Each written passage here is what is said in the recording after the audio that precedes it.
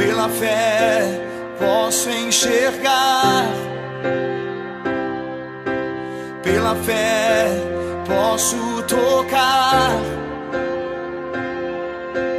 pela fé, pela fé.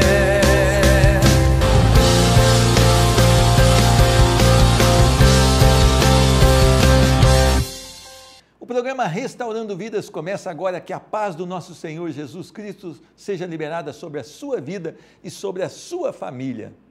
Como é bom ter amizades, como é bom a gente orar por pessoas que a gente ama, como é bom levar um presente no aniversário da pessoa que a gente muito ama, isso é maravilhoso. Mas a palavra de Deus, ela diz que o amor de um cristão não pode ficar limitado a isso. Mateus 5,44 tem uma missão aqui talvez estranha para você, ou talvez dura para você, mas é o que Deus espera de nós. Diz a palavra: eu, porém, vos digo, amai os vossos inimigos e orai pelos que vos perseguem. Interessante isso, nós estamos acostumados assim: se você me ama, eu te amo, se você me dá, eu te dou, se você faz alguma coisa por mim, eu farei alguma coisa por você. Mas isso não é o que Deus espera de nós. Deus espera que nós possamos ir além, amar os nossos inimigos. Aquelas pessoas que nos ferem, aquelas pessoas que nos fazem mal, nós temos que amá-las. É algo tão difícil, mas não é algo impossível, porque Jesus jamais pediria para que nós fizéssemos algo que não teríamos condições de fazer. Ele não faz isso. Lembre-se que quando nós estávamos perdidos, nós éramos inimigos de Cristo e Ele morreu por nós, mesmo nós sendo pecadores e inimigos de Cristo. Eu quero que você entenda isso, que nós não podemos ficar parados, fazendo só para as pessoas que nos fazem. Diz também: orai pelos que vos perseguem.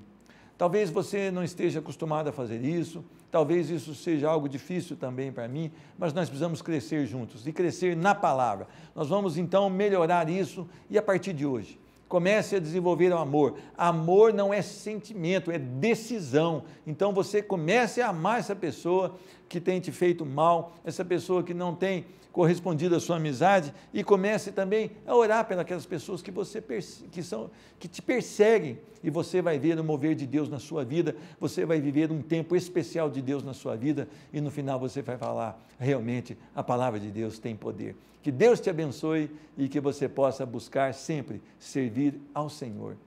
Quero conversar hoje com a Pamela Guimarães. A Pamela tem um testemunho de vida na palavra do Senhor e eu quero que você preste muita atenção nessa entrevista.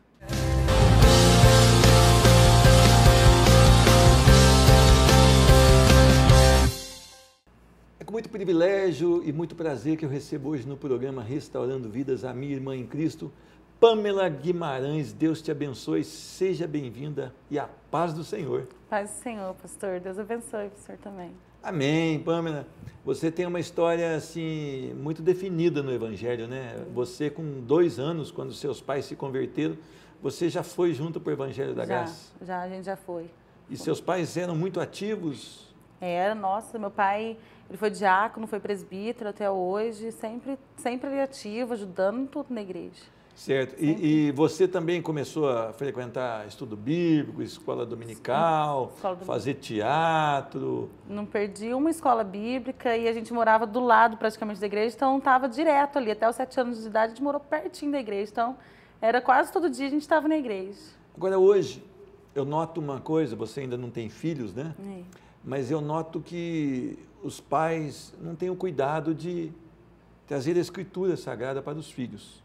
A palavra de Deus, lá em Deuteronômio 6, diz que nós devemos inculcar nos nossos filhos a palavra de Deus, assim como seus pais fizeram. Você também acha que o povo, de uma maneira geral, hoje tem deixado rolar os filhos fora da presença do Senhor? Ah, tem. Hoje em dia não tem mais aquela insistência. Os filhos podem que fazer o que quiser, Não tem aquela insistência dos pais, onde o pai vai e o filho decide se vai querer ficar em casa ou se não. Não tem. Esse excesso de liberdade pode estar realmente trabalhando o contrário nos filhos. Ah, tá. Com certeza. Agora, você foi criada ali com rigor também, seus pais educando, quanto a princípios e valores. Nós vivemos um tempo hoje que se o professor, conforme ele fala com o aluno agride o professor, né? Isso. No seu tempo não tinha isso, não. Não, de jeito nenhum. Os seus pais sempre preservaram pelos valores corretos. Sempre preservando. Quantos filhos são? É eu e mais 2. Você e mais 2. Isso. E os 3 estão no caminho do Senhor hoje? Todos no caminho do Senhor. Então isso é um prêmio para os seus pais. Ah, com certeza. É uma benção demais. Agora, você tem uma época da sua vida que você teve um encontro com o Senhor Jesus. Foi. Você lembra disso? Lembro. Eu tinha 15 anos. Quando eu tive um encontro mesmo com Jesus, eu fui batizada com o Espírito Santo. Aí depois eu tive um outro segundo encontro, que foi aquela parte que eu voltei no primeiro amor de novo, que foi com 17 anos. Tá. Então vamos explicar para as pessoas. Ninguém nasce salvo, né? Não. Uma hora você tem que ter um encontro com o Senhor Jesus. Tem. E você teve esse encontro com o Senhor Jesus com 15 anos de idade. Isso, primeiro foi. E foi mais ou menos nessa época que você teve uma experiência ruim num namoro. Isso, eu comecei, porque meu pai nunca deixou namorar antes dos 16 anos. Então, com 16 anos eu namorei 7 Só meses. dizer uma coisa, está muito bonzinho. Eu acho que tem que ser mais tarde ainda, viu? Lá o rigor está mais ainda, viu? Mas com 16 você teve uma experiência de namoro com um rapaz dentro da igreja? Ele não era da mesma igreja que a minha, era de outro... Outro ministério? Isso, outro ministério. Aí não deu muito certo que ele queria avançar o sinal, né? E eu fui criada ali, casar certinho, dentro da Bíblia, e eu falei, não, depois do casamento. E eu acho que não era isso que ele queria, porque hoje em dia não é porque é da igreja que é de Deus o negócio. Pode ter uns bodes dentro da igreja também, no meio das ovelhas? Tem, com certeza. Sempre tem. Sempre então, hoje o mundo não entende, talvez você que está assistindo o programa Restaurando Vidas, você deve estar falando, mas ela é muito careta. Não é. É que a palavra de Deus chama o sexo antes do casamento de fornicação. E a palavra do Senhor diz que os fornicadores não herdarão o reino dos céus. Então é interessante que você busque na palavra de Deus conhecimento para que você tenha realmente um relacionamento abençoado pelo Senhor. Eu queria falar com você, você teve que dizer não. Isso. E você teve que romper o namoro. Isso. Isso te causou dano, isso foi duro para você? Foi porque eu achava que eu gostava dele, né? Achava que eu gostava mesmo. Só que eu falava com Deus, eu sei que eu estou sofrendo agora, mas uma hora vai passar porque tudo está na direção de Deus. Eu sabia que Deus tinha um plano mais para frente, tudo isso daí. Mas mesmo a pessoa sendo serva do Senhor, ela tem dor no coração, ela tem sentimentos. E você se arrastou assim, por quanto tempo com esse sentimento de perda? Foi quase um ano, né, que terminou esse relacionamento em fevereiro. Aí durante esse tempo, até novembro, eu fiquei meio revoltada, assim, mas eu nunca afastei da presença de Deus. Mas você perdeu aquela comunhão íntima com o Pai? Perdi. Você estava dentro da igreja porque você foi acostumada, porque você tinha seus pais que te incentivavam, mas você estava, assim, bem desanimada na fé. Isso, estava bem desanimada na fé. E o que isso trouxe para a sua vida? Esse desânimo com a fé? É horrível, porque você está na igreja, você está vendo ali, você está vendo que Deus está ali presente, você não consegue sentir nada. É uma sensação muito ruim. Você está ali e não sentir a presença de Deus, está desse jeito, e nesse sofrimento, sabendo que Deus tem o melhor para a gente, né? É como, vamos fazer uma comparação bem simples, é como se uma pessoa estivesse numa mesa muito farta, mas sem desejo de comer. Isso. Você está vendo que ali tem coisas preciosas, mas você não consegue ter prazer naquela comida. Isso. Então vamos levar agora para o campo espiritual. O que isso prejudicou na sua vida? Você chegou a ficar rebelde, você chegou a fazer coisas que não agradavam a Deus? O que aconteceu no seu estudo? Piorou? O estudo piorou, era o último ano, então eu fazia muita bagunça. Eu falo que assim, foi por pouco eu não ter reprovado. Porque eu era muito bagunceira mesmo, e nisso daí eu não acabava não dando testemunho que eu era cristã, e a gente tem que dar o testemunho, né? Hoje em dia, ser cristão não é dentro da igreja, a gente tem que ser cristão fora da igreja, que é aí que está a prova. Lá que é o campo de batalha. Agora, para você voltar para o primeiro amor, como você diz, quando foi e como foi? Foi num projeto do Nova Geração, que se chamava Dracma, aí veio um pastor de fora, e era 3 dias. No segundo dia, ele deu uma palavra, eu senti que Deus falou, a gente foi lá na frente, recebeu oração, ele me deu um abraço, eu senti que ali foi a mão de Deus, o braço de Deus me abraçando. E foi no momento que eu chorei, mas eu chorei muito, que eu saí dali aliviada, renovada, totalmente diferente, nova. Voltei, eu nasci de novo, pode dizer que eu estava totalmente diferente. Foi uma coisa tremenda, uma alegria que... E é interessante que essa parábola da dracma perdida, eu queria até alertar você, que essa dracma foi perdida dentro de casa. Então, às vezes, você acha que você está dentro da igreja, que você tem uma carteirinha de salvo. Não, não. Isso tem nada a ver não, viu? Toma cuidado, porque aquela moedinha foi perdida dentro da própria casa. E muitas pessoas hoje estão achando que estão na fé, que são convertidos verdadeiramente, como eu fiquei durante 38 anos dentro de uma igreja, não convertido, mas convencido, sem ter o Senhor Jesus. E se eu tivesse morrido lá, eu estaria no inferno, porque eu não tinha um encontro verdadeiro e legítimo com o Pai.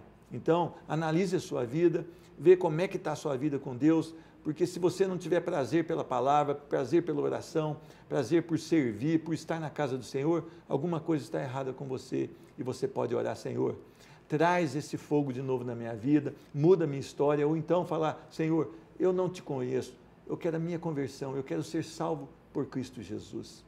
Então, Pamela, você agora está aquecida de novo, você está nos braços do Pai.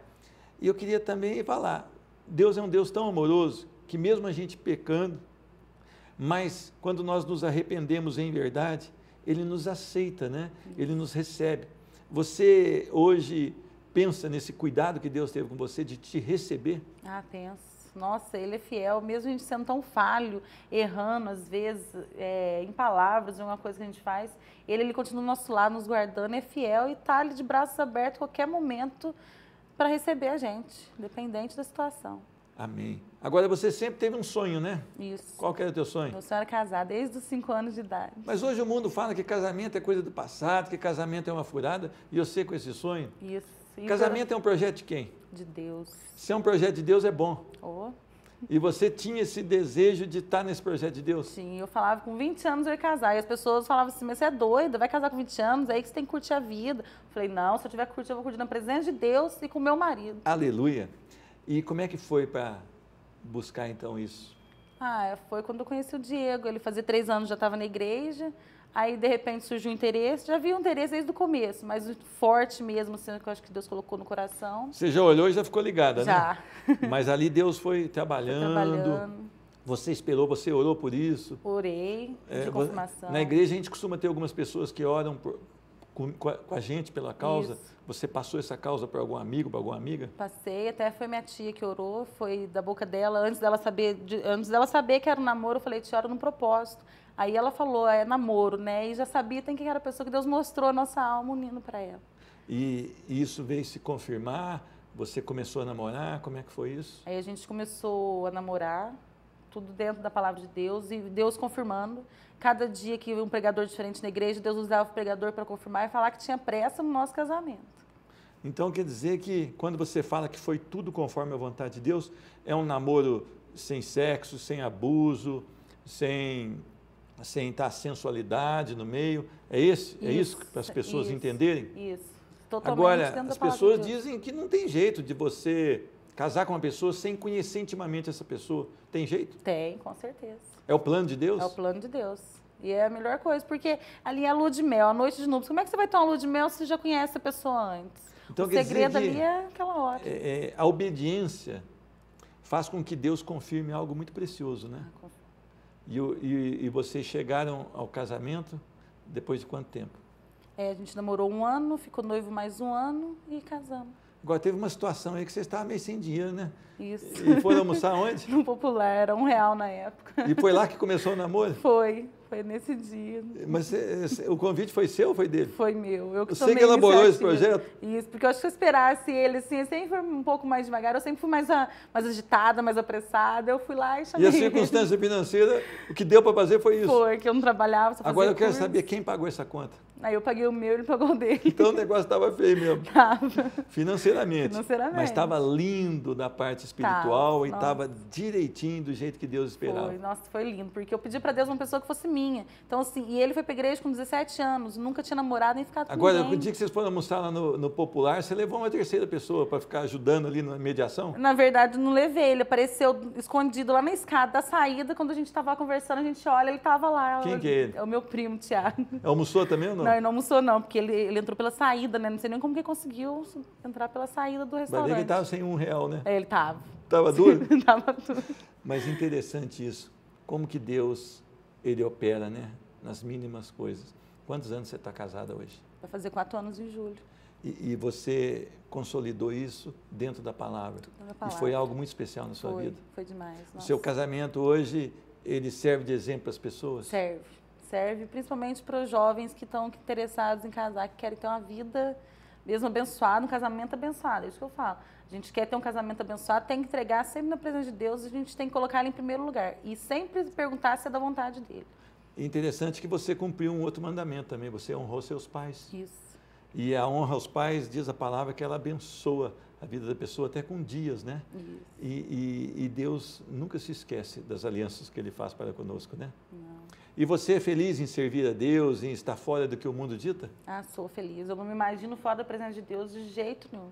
Nossa, eu não me imagino, não consigo. Hoje você está desempregada, né? Hoje eu estou. Já faz um mês. Vai fazer uns 2 meses. Uns 2 meses. Isso, 2 meses. Mas isso não te abalou, não? Não, de maneira alguma, porque eu sei que tem um propósito de Deus nisso tudo também. Amém. Eu queria te agradecer, Pâmela, pelo carinho que você teve de vir até o programa Restaurando Vidas. Que Deus continue abençoando, né? Abençoando a sua vida. Amém. Eu que agradeço o convite, pastor. Eu queria mandar um abraço para a sua igreja, a Igreja Presbiteriana Renovada. Que Deus abençoe vocês que servem na igreja. Nós somos do exército do Senhor, estamos em frontes, né, diferentes, mas o exército é do Senhor. Que a paz do Senhor seja liberada sobre a vida de vocês. Que Deus te abençoe. Amém, pastor. Amém. O programa Restaurando Vidas volta já já. Não saia daí.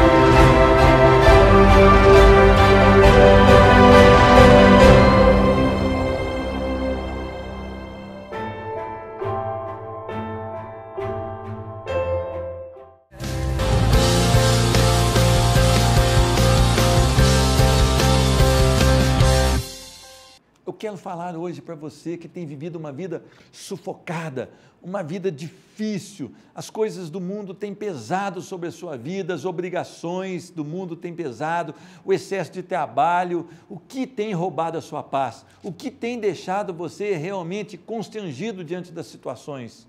Eu quero trazer uma palavra para você hoje, e essa palavra se encontra lá em Mateus capítulo 13, versículo 7 e depois o 22. Diz a palavra: outra caiu entre os espinhos, e os espinhos cresceram e a sufocaram.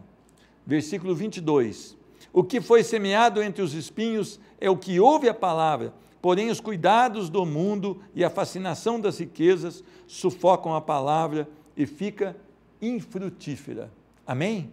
Vamos orar. Senhor Deus, muito obrigado, porque nós temos aqui a Tua palavra que é vida, a Tua palavra que realmente é eterna, e ela pode hoje dar uma nova direção às nossas vidas. Senhor Deus, nós queremos extrair aquilo que o Senhor tem para passar para nós, Senhor Deus. Fala através da minha vida e fala, Senhor Deus, para essa pessoa que assiste o programa Restaurando Vidas, que ela seja tocada e que ela seja transformada pelo Teu poder, em nome de Jesus Cristo.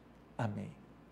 Interessante que eu converso com muitas pessoas, algumas delas eu vou conversar, elas choram e dizem não mais aguentar a situação, está passando por problemas muitas vezes financeiros, relacionamento do casamento não vai bem, relacionamento com os filhos está ficando difícil, o mundo oferecendo muitas coisas, mas nós precisamos parar para pensar. Há uma boa semente sendo liberada sobre as vidas. Na parábola do semeador, Jesus trata a semente como a palavra de Deus.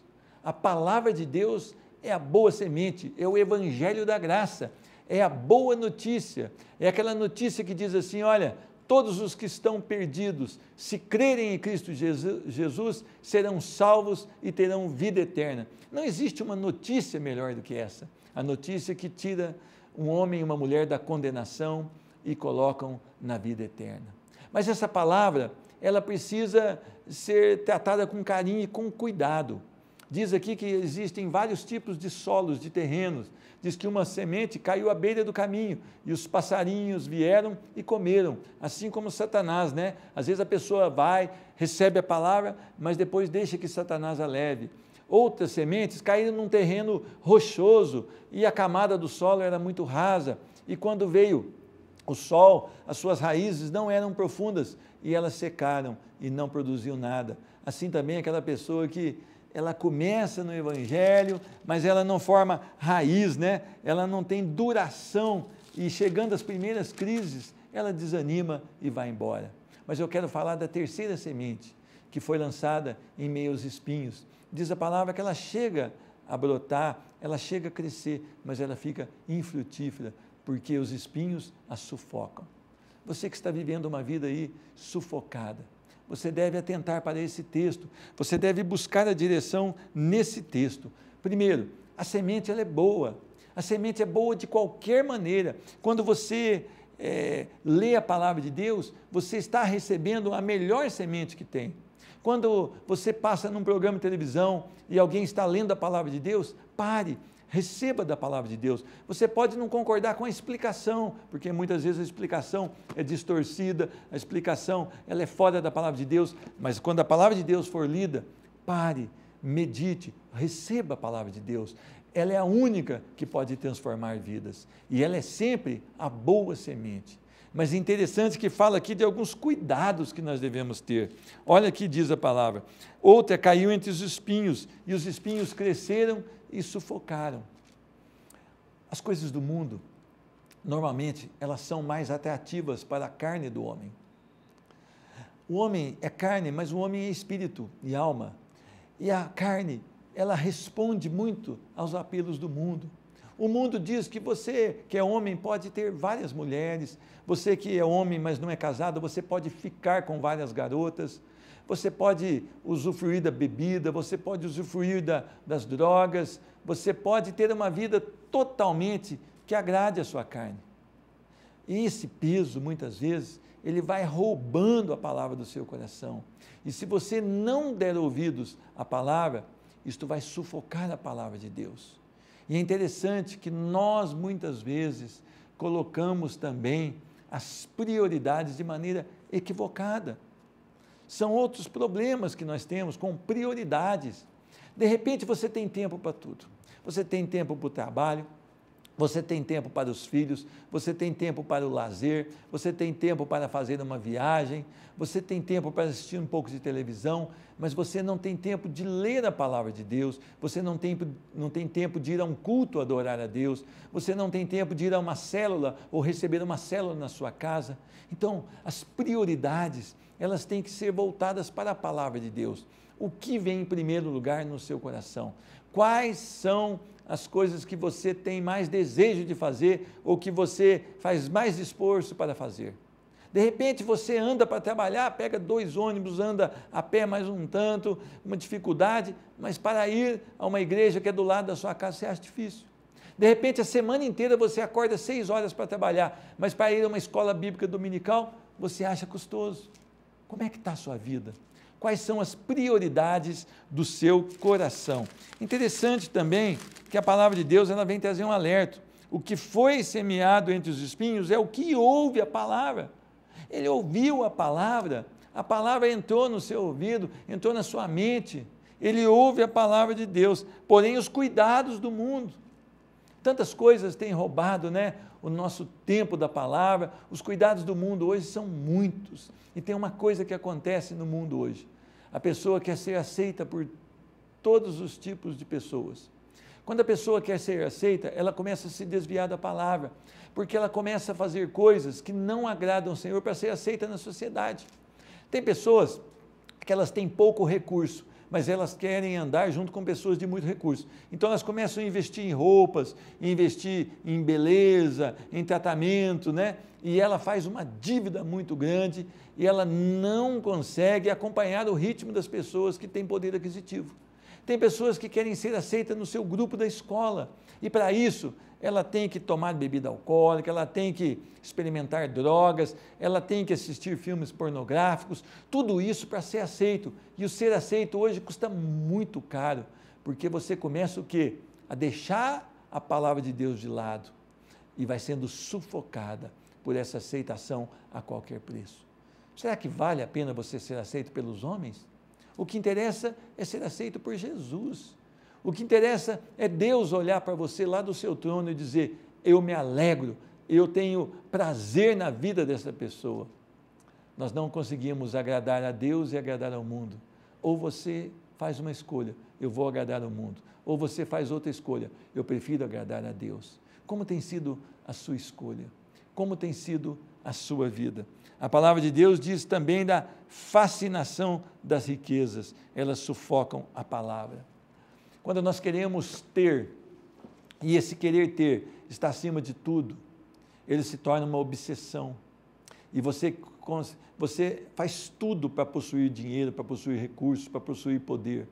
E as pessoas começam primeiro a não ter mais tempo para a palavra, a não valorizar a palavra e começa também a passar em cima de outras pessoas. Talvez pessoas que num passado recente te ajudaram, estenderam a mão, fizeram tudo para que você conseguisse essa vaga no trabalho ou esse projeto e agora você começa a pisar em cima dela e você começa a sufocar a palavra de Deus. A fascinação da riqueza é algo terrível. A palavra de Deus diz que o amor ao dinheiro é a raiz de todos os males. Quanto você precisa para viver? Você precisa de quantas casas para você ter um conforto? As pessoas às vezes constroem uma casinha, aí fala, agora eu vou construir uma mais para alugar, para eu ter uma rendinha e está bom. Aí ela não contenta, constrói a segunda, terceira, quarta, quinta, sexta e nunca estará satisfeita. Por quê? Porque a fascinação pelas riquezas destrói e aniquilam a palavra de Deus que foi semeada no seu coração. Como está o seu coração? A palavra de Deus diz que a palavra, quando ela encontra um terreno fértil, a boa semente, quando encontra um terreno realmente preparado, um terreno de submissão a Deus, um coração que está realmente buscando e querendo mais de Deus, diz que essa palavra produz, e não produz pouco não, mas o que foi semeado em boa terra é o que ouve a palavra e a compreende.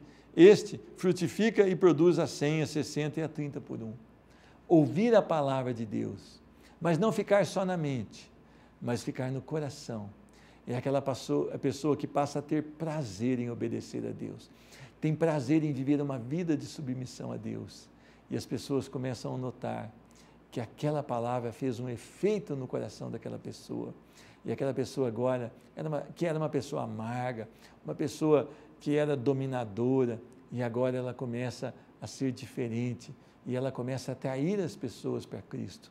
O testemunho dela é um testemunho realmente maravilhoso. Esta é aquela pessoa que tem um coração preparado, um coração que realmente está contrido na presença do Senhor, um coração que está humilhado, dizendo, Senhor, eu quero receber da Tua palavra. Experimente invocar o Senhor, dizer, Senhor Deus, eu quero sentir isso que as pessoas sentem pela Tua palavra, Senhor Deus. Prepara o meu coração, Senhor Deus. Tem misericórdia da minha vida, Senhor Deus. Eu quero ouvir a Tua palavra, Senhor Deus. Eu quero que ela se aloje no meu coração e que meu coração seja essa terra fértil e que essa palavra produza 100, a 60, a 30 por um. Olha, não tem nada melhor do que a palavra de Deus frutificando no seu coração. Você vai começar a andar nas asas do Espírito, você vai começar a ver coisas pelos olhos da fé que jamais você veria na condição de estar totalmente ligado nesse mundo. Quando o Senhor traz essa palavra para você, dos espinhos que sufocam a palavra, Ele não quer derrubar você, Ele não quer que você fique triste, Ele quer falar, olha, fique atento, porque é algo mais precioso do que esse mundo, do que as riquezas desse mundo, do que as fascinações que esse mundo produz. Há algo que pode realmente lhe garantir uma vida eterna, te garantir aqui uma vida cuidada pelo Espírito de Deus. E é com essa palavra que eu te abençoo essa manhã. E eu quero orar pela sua vida. Eu quero orar por você que tem tido dificuldade de sentir prazer na palavra de Deus, de tomar uma decisão por Cristo Jesus. Senhor Deus, a tua palavra hoje foi expressada aqui nesse programa, Senhor Deus.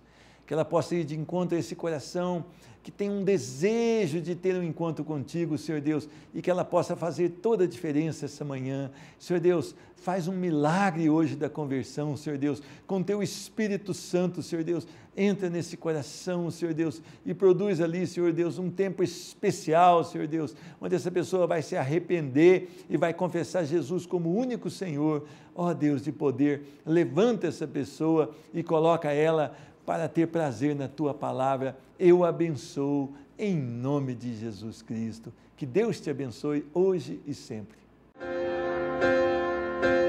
Pela fé posso enxergar, pela fé posso tocar.